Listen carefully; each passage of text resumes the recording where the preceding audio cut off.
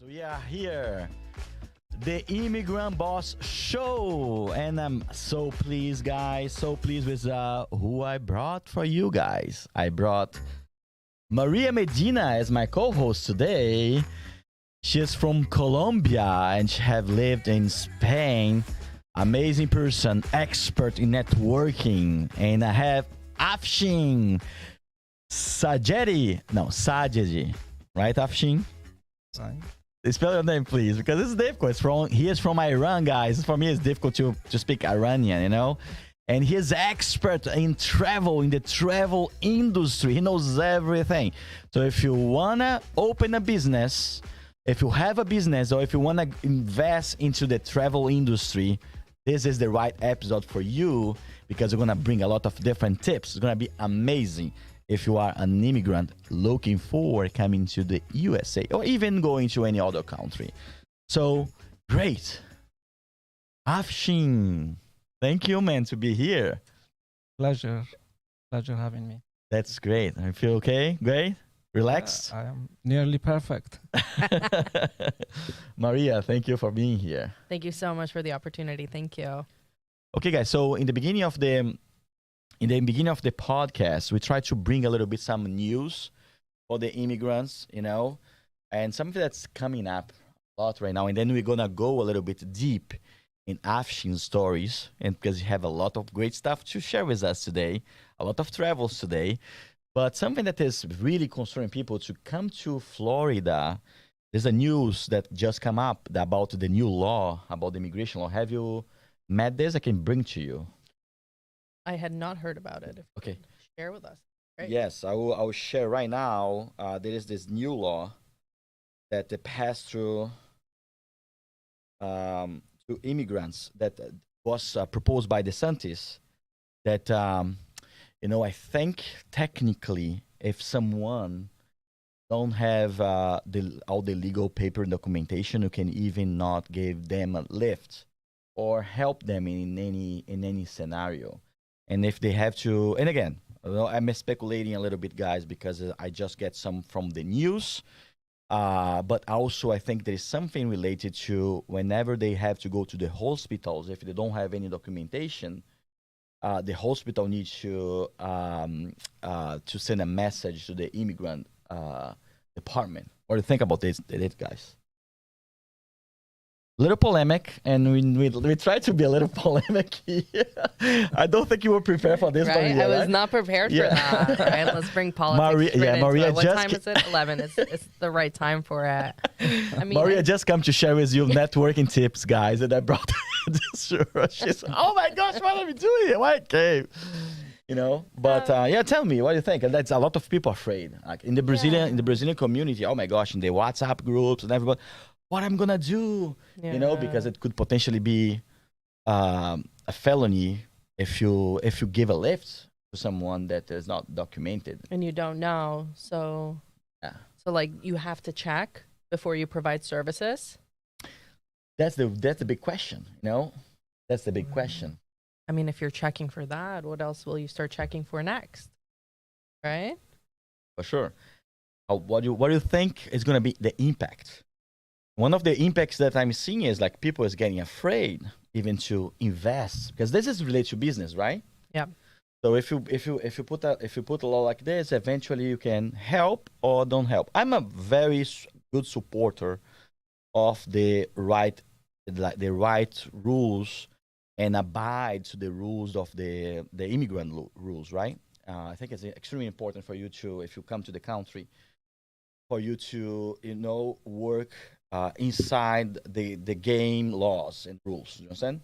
I think it's extremely important. But at the point that you come and you say, man, you can even not support or help someone that don't have documentation, I think it's going to have a huge impact in business. Do you think?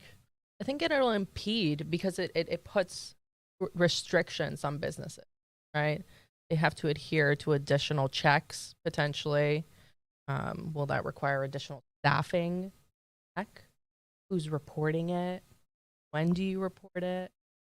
Could it potentially be that, hey, I just don't have my documentation on me right now? So I think it's putting additional legislation on businesses where they might want to go to a different state. I see. And you, Afshin, what do you think? Well, as a business owner, I think we are required to do background checks for employees to make sure they have the right documentation, they have the right visa, and they have the permit to work in the United States. So we always do the background checks. It is important. I think there is other sides of it, which is, if the undocumented immigrant go to the hospitals, they have to be reported to the immigrant agency as well. I don't know, guys, but something that whenever it happen, this is my point of view, okay? You need to ground yourself. You need to understand a little bit more because it's a lot of scary things. People get completely scared, and the law even didn't pass yet, okay? So I think when times like this happen and we have changes that's going to change the scenario of things, it's a huge change because it brings out from the civil to be even criminal. Before it could be fine, but now it's going to be considered probably as felony, some of these elements that you can potentially do by mistake or because you don't know the law.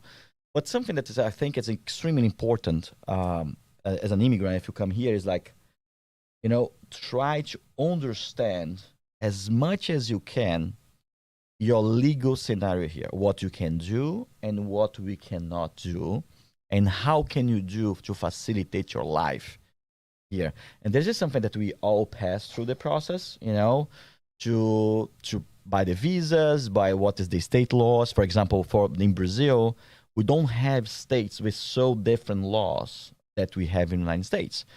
So you try to understand a little bit better the scenario of the country that you go. What is your takeaway, Maria, about this? Because you lived in different countries, right? So every country has a little bit of different laws or rules. How do you do this? I think you go to different countries, you need to adapt. Bring your own culture, obviously. Don't change it up, but adapt to the laws of where you're living to, and educate yourself. Educate yourself so that you can make the right decisions wherever you are. What is the ways that you do by yourself to educate yourself? Obviously, you want to read from different sources and you want to contact experts. I think contacting experts is often the easiest way to learn about certain things. So if you have an attorney that you can reach out to, like, hey, this law just came out. What does it mean for me? Is it going to affect me? Is it actually in place? Like you said, it's not even passed yet. So, and I have a hack about this, about contacting experts, guys, that I'm going to give you in one second. What do you think, Afshin, about this? Like so you live in Iran, you lived in Dubai, you lived in London, you travel all the entire Europe for like many, many, many years. You receive a lot of people from abroad that have different mindsets, different approach to different laws. How do you feel about this? And what is the tip that you can give to people that's coming to the United States? I think the best source for me was I'm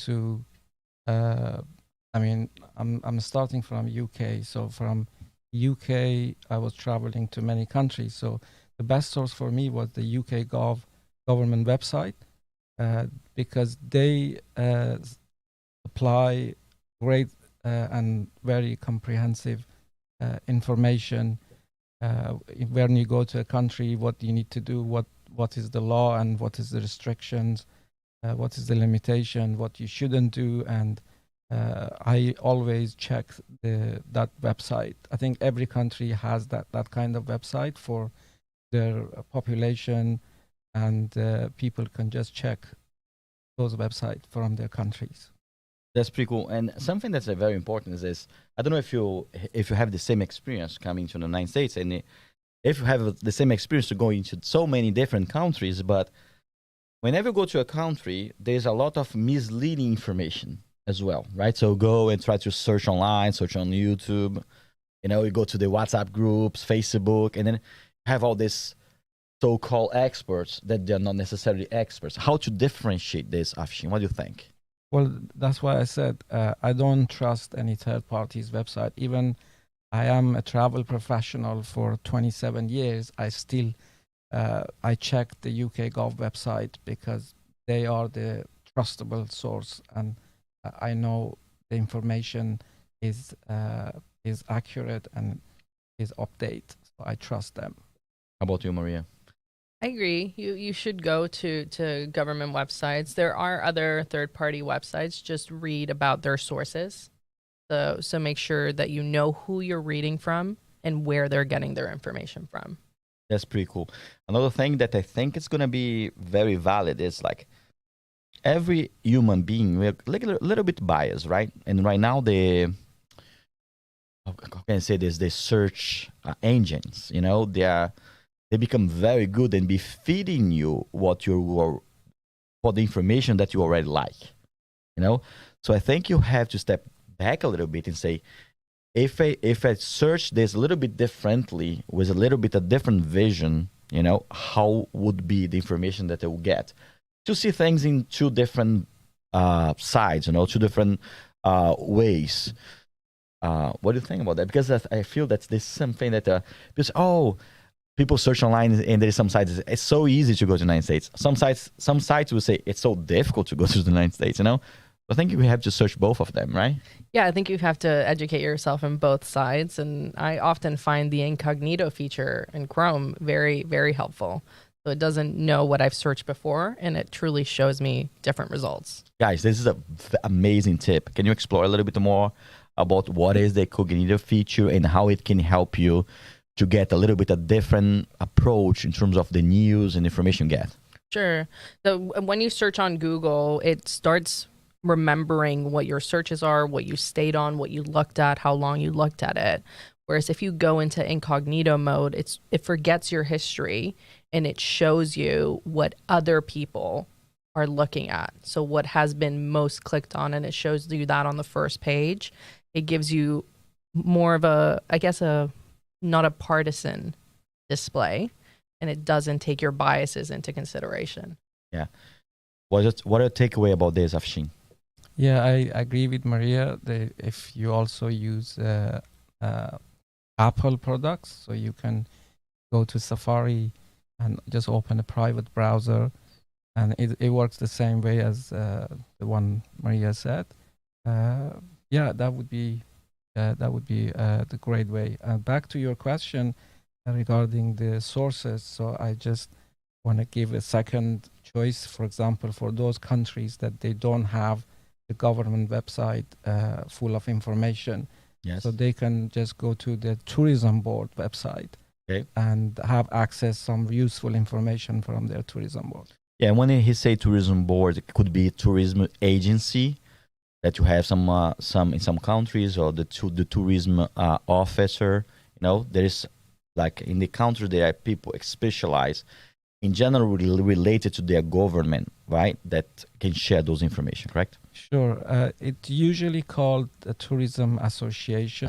Or tourism board. I don't think they say tourism agency because they are not an agency. They are organizations. So okay, that's great. An amazing tip. For the hack that I would like to go, guys, because there's a very interesting hack Maria mentioned to you. Go to experts, okay? And something that I learned is, you know, you have to interview people. If you want to find a good lawyer, if you want to find a good accounting person, if you want to find a good like expert, you know, like travel agent, if you want to find someone to invest your money, you know, it's very important that you interview as much people as you can to educate yourself, even for the questions that you're going to make, because you don't know what you don't know. So whenever I'm doing something like this, I try to interview as much, for example, lawyers. So, you know, I'm trying to create a franchise. I will interview like 5 lawyers, because every lawyer in the interview, I acquire some terminology. I acquire a little bit a different vision because of the interaction. And my second interview becomes a lot more qualified and a lot more powerful, so I can get information. And this is a very good hack. Have you get like good information from those type of interviews, Maria? Yeah, and often I find that, let's say I'm trying to look for an attorney in a specific field, a business attorney. I may have another attorney that is not necessarily in that field, but I may go to them before I go to my business attorneys, and I say, hey, what sort of information should I be asking from a business attorney? And because they're in a similar field, they're able to provide some feedback so you can prepare before you go into those interviews. So definitely interview a few people. I definitely recommend that, and find out what questions to ask them beforehand. Have something prepared. Search a little bit. And then in the United States, like a lot of times you can have access to the first interview. People are not going to charge you. Okay, so like sometimes it's 15 minutes, sometimes it's a half hour, sometimes it's even 1 hour. And then of course, after you interview like 2, 3, 5 people, you can both get more knowledge, even to select what is the most appropriate expert that you need. You agree, Afshin? What do you think? Absolutely. I always shortlist 3 candidates for everything, for proposals, for experts. So I shortlist them, and then I review each of their accounts, websites, profiles, and just see what other people say about them and what they have experienced using their services, and then pick the best one. That's great. Any more tips about this, guys, coming to a country? What to look for? Well, About this news, right? So what is the news? This law changing, correct? Any more tips or any more takeaways about changes in law, or how to approach the law in the country? I think don't panic. That's That's always useful. That's a good one. So do not panic, guys. Oh my gosh, what do I do now after Right. this? Do you have any takeaway, Afshin? well, I think just be update yourself, educate yourself, learn. That's my best advice and tip. So the more you learn, the better you understand, and the better you can live, because no one can take away from you. That's great, guys. So you just finalized the first segment, which is analyzing the news around the immigrancy and the business, because everyone here, we are immigrant bosses, guys. So we need to know the law. Let's go to the second segment right now. Right now, if you're following us, we're going to talk about being an expert traveler, or someone that can help other travelers, and how to create a business in that scenario. Afshin, tell me a little bit more your background, man. So you were born in Iran, right? Yes, I'm Persian. I used to live in Iran, and then I moved to Dubai. I was working in Dubai for a couple of years. Then I got my visa for Germany, that I could travel to few countries as a Schengen visa. One second, Afshin. So I don't want to rush, because there is so many stories that you have in Iran, even before you went to Dubai, right? Yes. Because you mentioned to me that, the first contact that you have in the travel industry, was being a guest, right? Into the airport, right? So Yes. this was the first contact Of course. with this, right? Can you tell me a little bit more, how did you discover at that time, say, that's going to be my future, I would like to be traveling, help travelers? Yes, so I graduated from university as a teaching English language. That was my degree, but I did few months teaching. I didn't like it. That wasn't for me. I didn't enjoy. So then I got a job at the airport as a customer service agent. I was working there for 3 years, and then I started learning and taking courses. And For how long you stay as a travel a guest, like in the airport, as a travel agent in the airport? For how long? 1 year? I wasn't travel agent. I was customer service. Oh, customer agent. service. Sorry. Yes. So I worked 3 years for the airport, and at the same time I was taking courses from tourism board to be a tour guide and travel tour manager for travel agencies. that I helped them in different cities and also in my own town. How old were you there?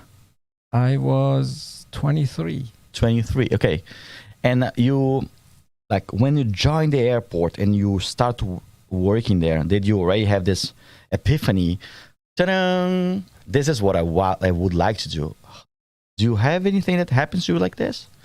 Well, I always liked to be in aviation, so that was my dream job when I finished with teaching. So then when I started working at the airport, I could see planes, airlines, aviations, and travelers arriving, departing. So I was just thinking, you know, when is my turn?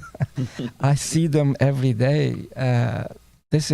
I can't just, you know, stay here forever. I have to travel. I have to learn how to travel, and, you know, in the most economical way, because, you know, in my country, it was not cheap to travel. So I had to find a way to learn and the best I could travel. So that's why I got those education courses and certificates, and then I started working with travel agents that they could send me to other countries to help their clients. So we are doing that, what Maria mentioned, the nickel and dime traveling, right? Maria did some of this too, right? Have you done some nickel and dime traveling in your life, Maria? I've done a bunch, guys, in the beginning. You know, travel is great, so I did a lot. How about you, Maria? I am fortunate enough to have married somebody that is very good at finding deals. My wife is very good at finding the right deals. I have to say, I am a little bit bougie in my travel. I like to be pampered, but my wife always, you know, she research. You go online, you find the right deals. You go in incognito mode. You gotta make sure that they don't know what you're searching for and when you're searching for. So luckily, I have somebody that's able to do that for me. Yeah, and but so she has someone to do this for her, and they do to take advantage. But in your situation was out of necessity, right? Because you were young, didn't make a lot of money, right? And you were using a lot of your probably all your money to experience that, right? Can you tell me a little bit more about this? Yes, at the time I was just using the sources of the travel agents that I was working with them. So a hack. This is a good hack, guys. If you want to travel, get a job in the aviation or with a travel agency, right? Yes. Then you know, when I found myself and I had the feeling that I have to get out of here. I can't stay here. So then when I started traveling to Dubai was a great place for me to think of, growing my ideas and my passion and just go for it. So it was the best place for me to grow and learn and educate myself and start traveling. That's cool, man. And you mentioned that back then you start traveling, right? And it was Asia, the first approach of traveling that you have. And you even mentioned a lot of Dubai, Turkey, Armenia, Azerbaijan, and Thailand was the first 5 countries that you met. Tell me a little bit more about this experience and what is the most extraordinary thing that you think with those first approach that you have? Sure. That's a great question, by the way. So in order to travel to Europe, so you need to have experiences of traveling to the countries that around yourself, in your neighbors. You can't just travel to Europe without traveling to Dubai, Turkey, or the neighbor countries. So that was my plan. So I thought, okay, let's travel to see the countries in neighborhood and then get experiences and learn about other cultures, their history, their tourism. I had great experiences from all those countries. If you have to select one of those 5 countries, to recommend someone that you want to experience, let's say, because they're all different, right? You can do as like a history travel that you focus on history. You can do like a nature travel that you focus a little bit more on nature and on outdoors. If someone is looking for a nature outdoors travel, what of those countries you would recommend for someone that is nickel and dime like me? Guys, I only travel, and I want to learn with him how to travel luxury. Very, very soon, I'm going to come to this point, okay? Because you have some hacks. But if someone is a nickel and dime guy for traveling, what of those 5 countries? Again, Turkey, Dubai, Armenia, Azerbaijan, and Thailand. What of those 5 countries you recommend them to go, and why? Well, I start with my own country first, because Iran is one of the most historical for tourists, and we have, over 2,500 years history. That's great. And something you may not have heard. So the first human rights rules been written by the Kurosh, the emperor, the Persians emperor Kurosh. Well, in English they say Kuros. So the human rights was started from Persia, and we have nature, we have history, we have everything in Iran. So I would recommend traveling to Iran. Maybe not right now because of the politics and what is going on, but hopefully soon the doors will be open so people can travel to Iran freely and enjoy. My second choice, I would say Turkey. They have amazing history, similar, and it is great for visiting. Obviously, each country has their own nature and history and tourism, tourist attraction. So everything, so I would say Iran, Turkey, and then Armenia, Azerbaijan, then Thailand, I would say, for leisure. They have some kind of history, but more for leisure and beaches and enjoy the sun. Nature, right? Yeah. Okay, cool. What is, let's come to the crazy stories of traveling here now, okay? What is your crazy story for this period of your life when you were traveling? What would be the experience that was the most crazy? Oh my gosh, can't even believe that I'm in this situation right now. Do you have anything like this? Like a challenge or something that you struggle, or, a beautiful story or something completely that, open your heart, whatever it is, like a significant story for that time. Well, open with us, Afshin. We're still so close. Open your heart with me. Yeah, that's... it's a love story? Probably a love story, guys. That's coming up. Well, I have to go back in memory, so maybe you move to Maria, and then I will. He's trying to run away. Guys, he's trying to run away of his love story. Probably, I don't know. Someone cannot hear about this. That's like online. Maria, how about you? While Afshin is thinking about how to approach this question. Yeah, I have one which kind of promotes Afshin, just in the fact that it's good to always have a travel expert on your side. My wife and I were in Budapest. We were traveling from Budapest, and then we were going to go to one of the Greek islands. So we were in Budapest for a little while, and the next day we had our flight. So I went to the time of the internet cafe. Yes, I walked. I remember that time. a lot of followers will not remember this. So I think it was like a 15-minute walk to the internet cafe from where we were staying. We were staying in a quasi Airbnb. I don't think it was Airbnb back then. I walked to the internet cafe to check us in, and lo and behold, I load up the website for the airline, and it has gone bankrupt. Oh my gosh. And we are stuck in Budapest.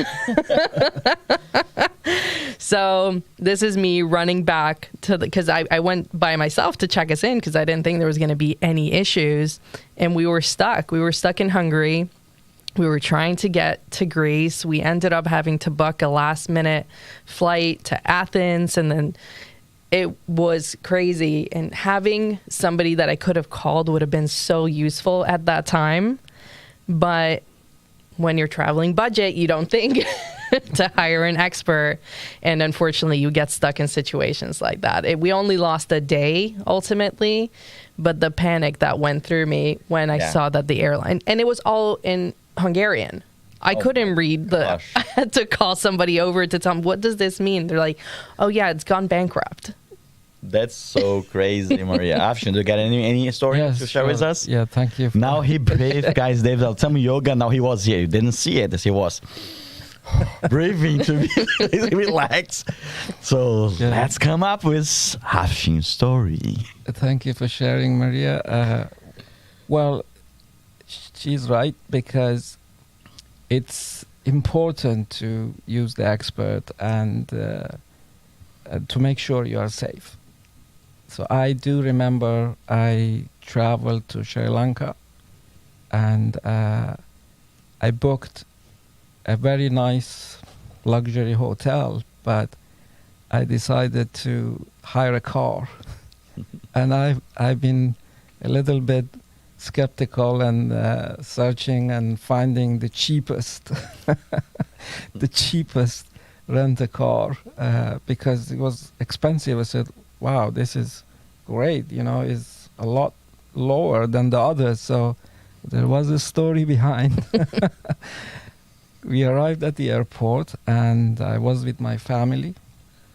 And when I was looking for the counter, so usually when you arrive, the rent-a-car, they have counters. It wasn't like all those brands, worldwide, global brands like Hertz and Europcar or the other. I mean, every popular brands, it wasn't them, one of them. So it was a local one, and I couldn't find. And I became nervous. And so I asked, well, excuse me, do you know where is this rent-a-car? Do they have a counter?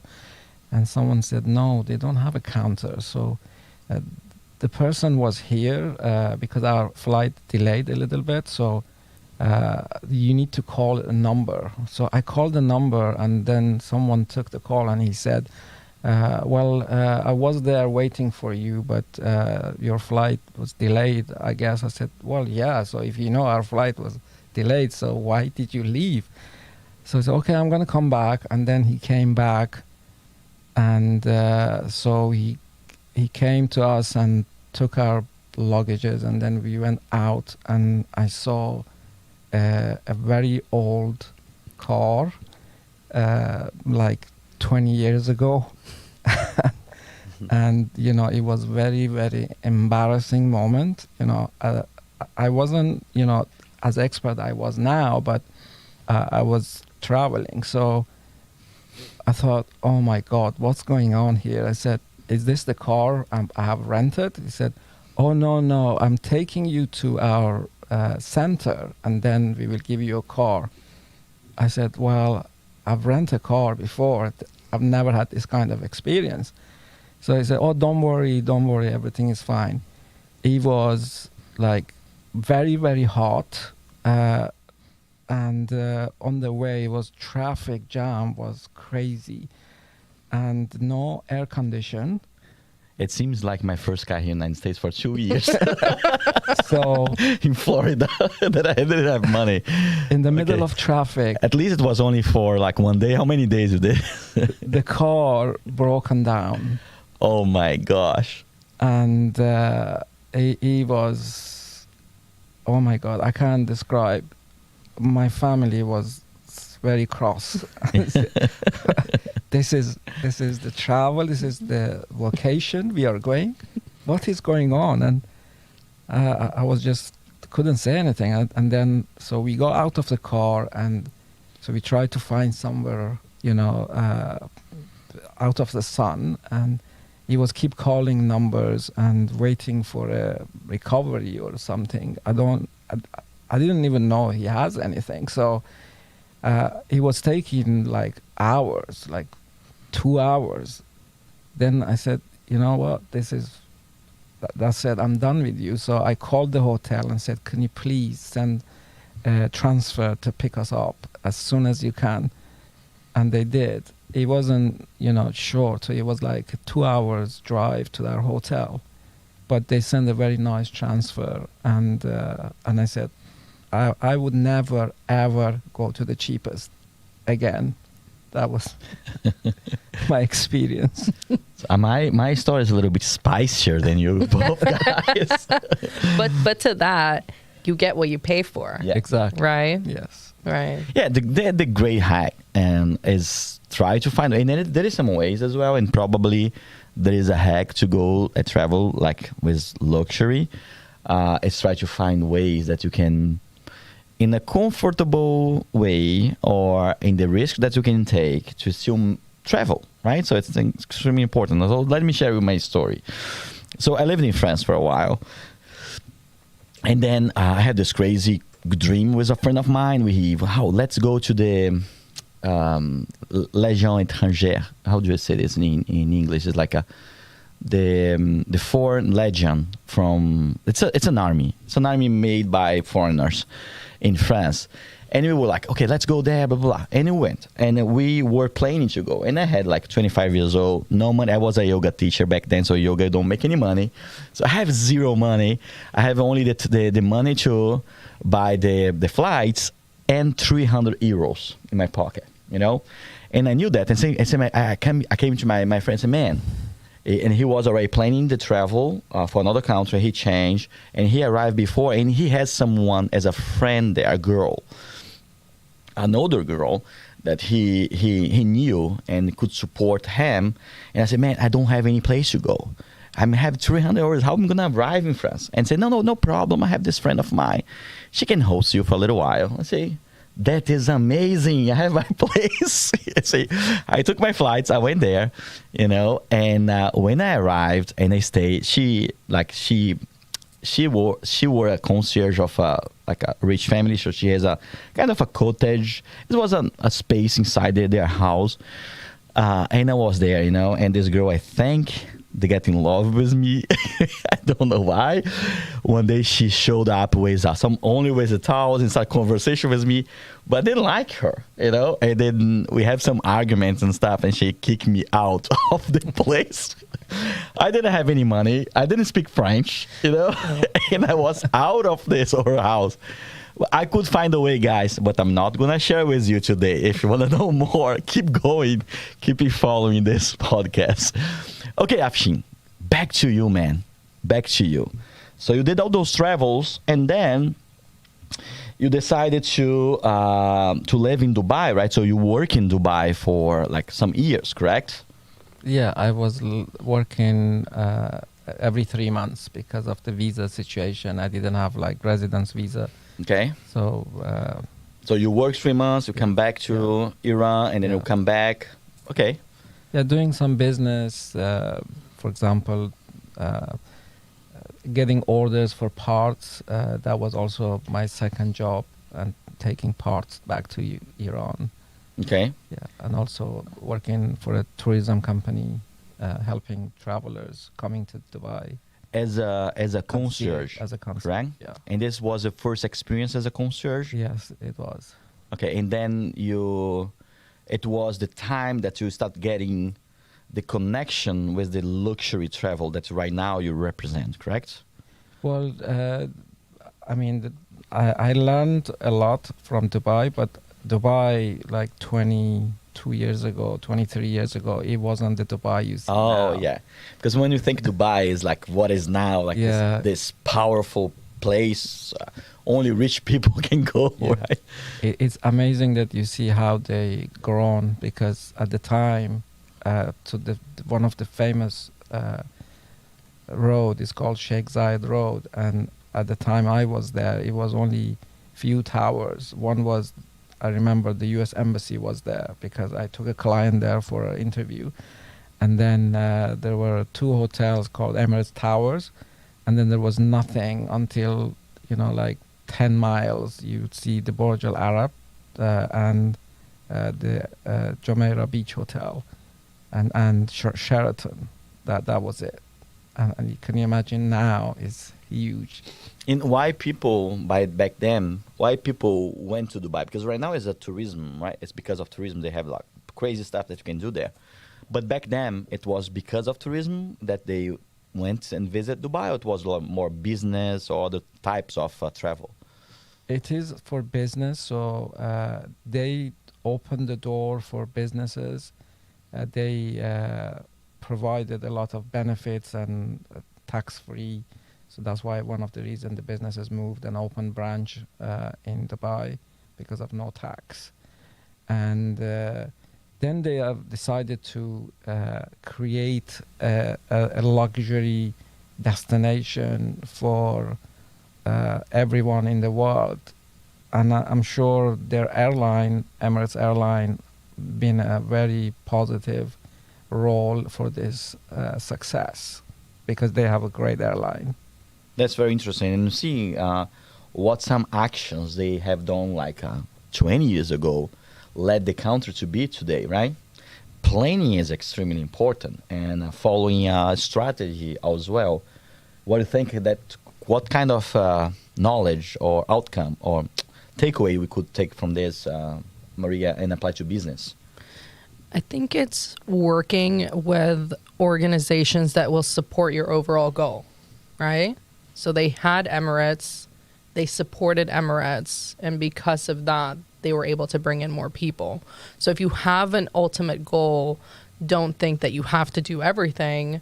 Look at the organizations around you and see who can help you achieve that. Yeah, and have a mission in place, right? Know where you want to go and start working for every element, with no panic, no stress. Know that's a long run. Know that's a marathon. It took 20 years for Dubai to be what it is today, right? So look into your 20 years plan, your mission, right? And let's come back into you. Back then you have this mission. You were creating this mission to work in luxury and how it was. And then you come back after Dubai and you went to live in London, correct? And this is where you're like the most part of where you live working as in the travel industry, correct?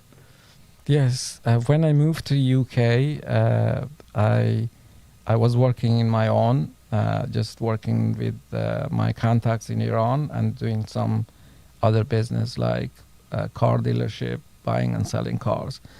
And then in 2014, I joined a large travel company as a franchisee.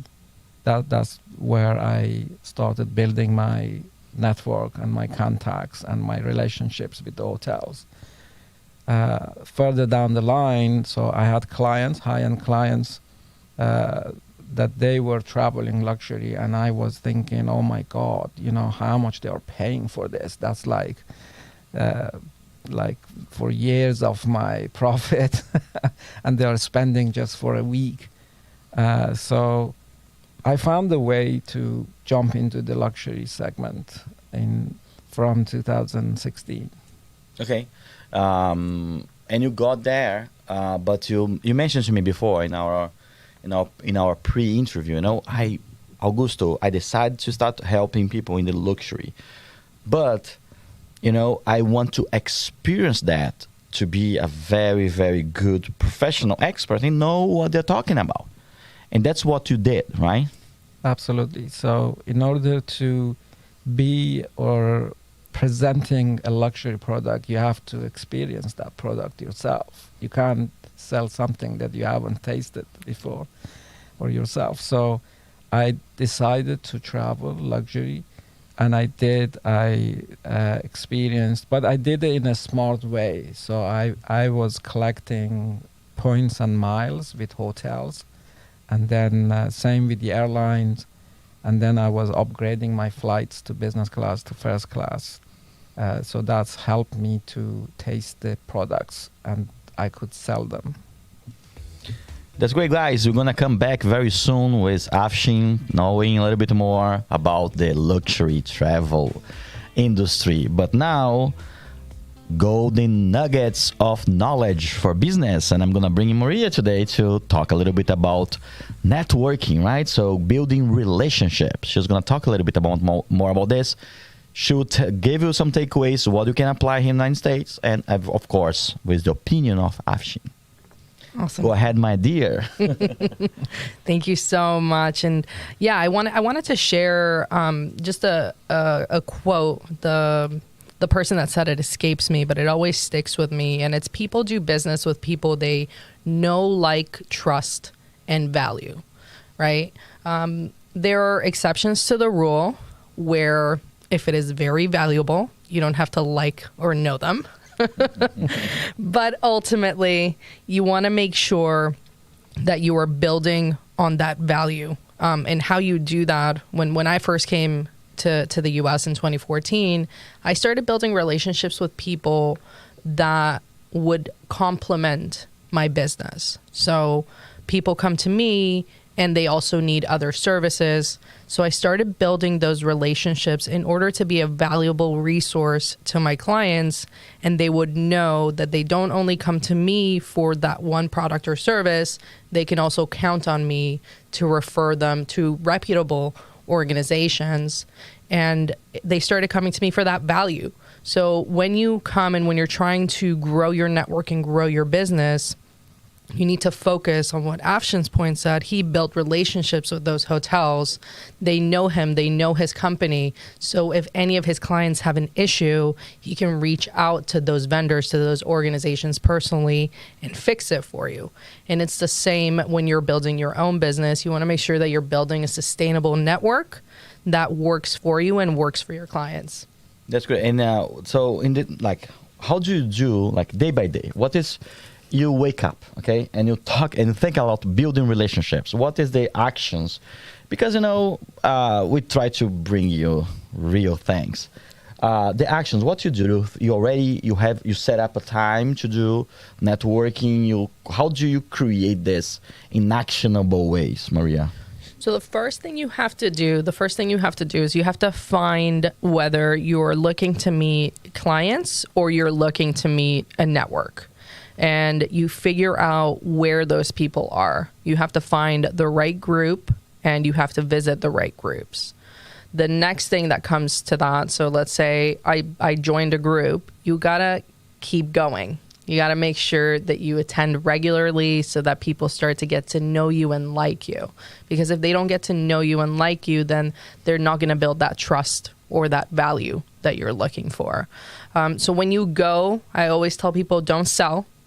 Go and get to know people, get to know about their lives, because that's when they start sharing their pain points, and that's when you're going to be able to help them ultimately. And that's great. What do you take away about this, helping your super high-end clients, Afshin? Well, as Maria said, networking is one of the key to build relationships and like and trust. So I always say my network is my network. And what I mean, explore this a little bit better. Well, it's all about relationships. And the more you network, the more people you meet, and you're just growing your network, your contacts. And so you will be resourceful. That's great. How about the how can I say this? The paradox in between quality and less, or quantity and more? What do you would select, Maria? More people to network, but not necessarily going deep in the relationship, because we all have limited time, right, guys? Will you go more with less, deep, or less and like deeper into the relationship? Personally, for me, it's all about quality. There are industries where quantity works better. Okay. Where industries are saturated, and the more people you meet, the better it is, especially if it's, a commodity, if it's something that everybody needs. But for your actual network, I would focus on quality and reputation. I actually had one of my clients mention yesterday where they said, if a vendor screws up with me once, I won't use them again, right? Because you want to make sure that they are reliable. Yeah. So if you focus on quality that you can offer to your clients, they'll continue to come to you. Okay, but we're talking about the quality of service, but I think it's applicable for the quality of the relationship as well, correct? Correct. And you, Afshin, what is your takeaway about that? Quality or quantity? I totally agree with Maria, because I know a client, so his business, he does with quantity, because he has contracts with large organizations, and every of those, they have like hundreds of employees, and he does his payrolls. So he does like millions of payrolls every month, and I think the cost of each payroll is only $1. Mm-hmm. But he does quantity, but in a bigger scale, and he has few clients with 200 employees. So quantity works for him great. But I think for small businesses like us, quality, I would say quality would be my target. So I would like to have quality clients, so they spend more and they enjoy the experience. That's amazing. Come back to your story, Afshin. Right now, you are in the United States, so you have built your business into the luxury. You tried what it was, but what you save to us is a luxury, but that you can pay, right? So create a little model there. It's a business model that you developing here in the United States. Tell me a little bit more about that. So I am here. I moved to US because of expansion. So I'm expanding my business. Obviously, the first reason was weather, that I picked Florida. And the other reason is because here in South Florida, especially Miami, no wonder, Fort Lauderdale Airport, they don't have great connections for international flights. So it's a good for my business, because there are a lot of clients for private aviations. In terms of how I make luxury travel accessible, because I am creating a platform, and I have trademarked this business. Is called the world's leading private jet networking club. And my goal is to bring executives and decision makers together in the air, so they can network and collaborate with each other and travel together in order to bring the cost down. So for example, if there is a group of people, they are traveling on a private jet, so the cost will be split to that small group, and then they pay less. But in matter days, of course, you have to come to the United States, open a business, and get into the travel industry. If you want to get a tip for someone that is watching us and they want to open their own businesses here in the United States, tell us a little bit, how did you do to get to this point, and what is the most important takeaways to be building a business like this? Well, my first advice would be, don't start a business when you don't have time and you don't have money, because it doesn't work. You should have time and money in order to set up a business, because it's like you're having a baby.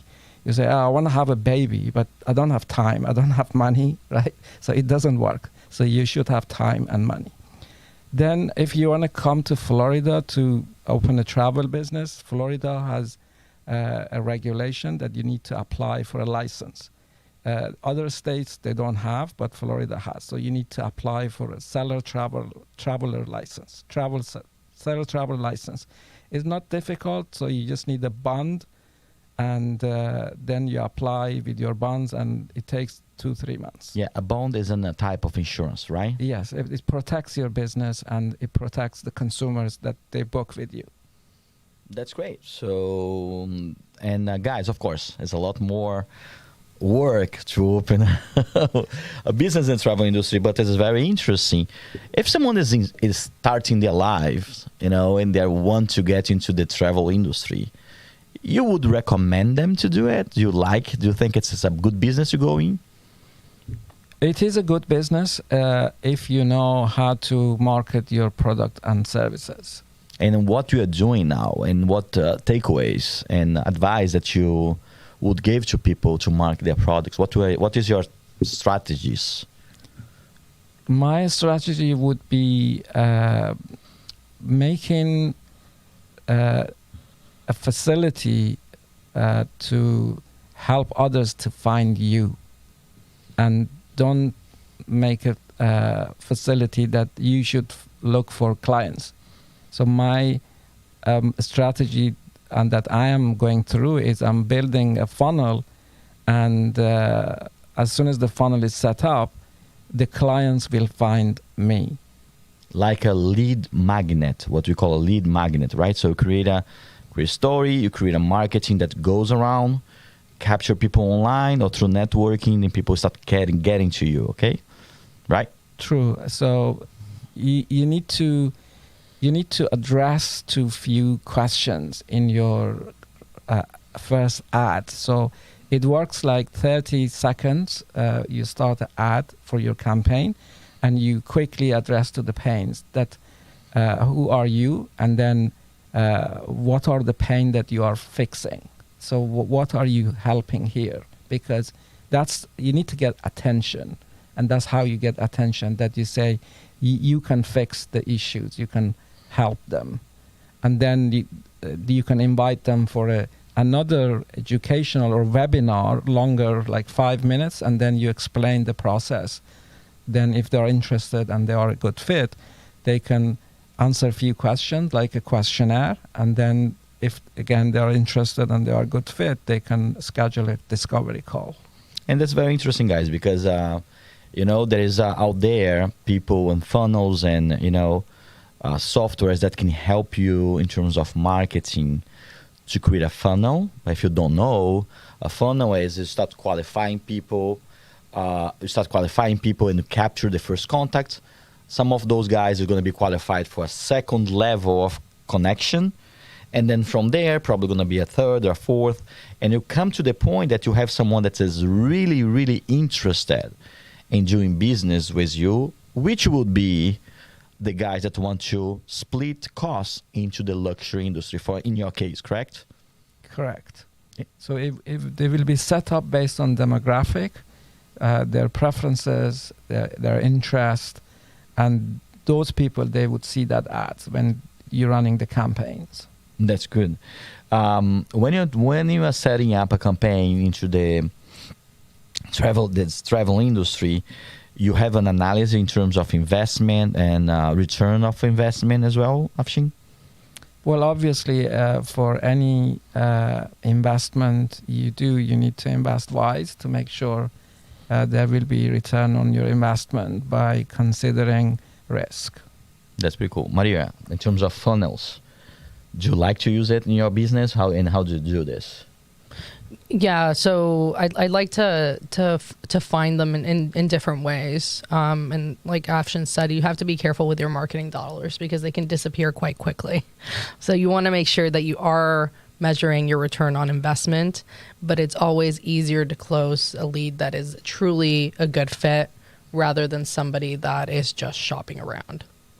That's great. Any more takeaways, Afshin? And tell me a little bit more, what is your future here in the United States with your company? Well, obviously, funnel is not the only way of marketing the business and products. Networking is another great tools to find quality clients and leads and convert them to clients. My goals for growing the business is just marketing collaborations. I am doing a lot of collaborations with the already established businesses that they align with my business because it helps a lot. That's great, guys. Any last words, because we're getting to the end, please, tell people how to find you, Maria, if they want to find you, and what is your last words or, last takeaways for this episode. Make sure that you utilize your experts. So if you heard something here that you liked from Augusto, Afshin, or myself, reach out. For me, thecoachingnetwork.com, or you can find me on socials, Coaching Network Official, and just reach out if you have any questions. We're here to help, and that's how we build our network. Afshin, go ahead. You're still. Well, I would like to help a lot of people to create quality experiences, and I am on social media, on internet. You can find me on Instagram, and it's very easy. ONE Afshin.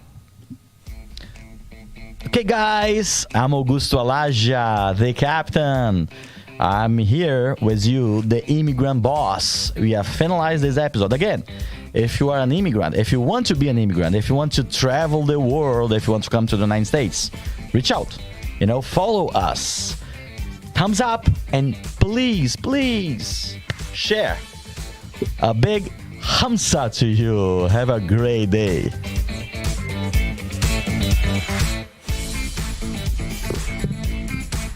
How's it going, guys? Like it? Awesome, thank you.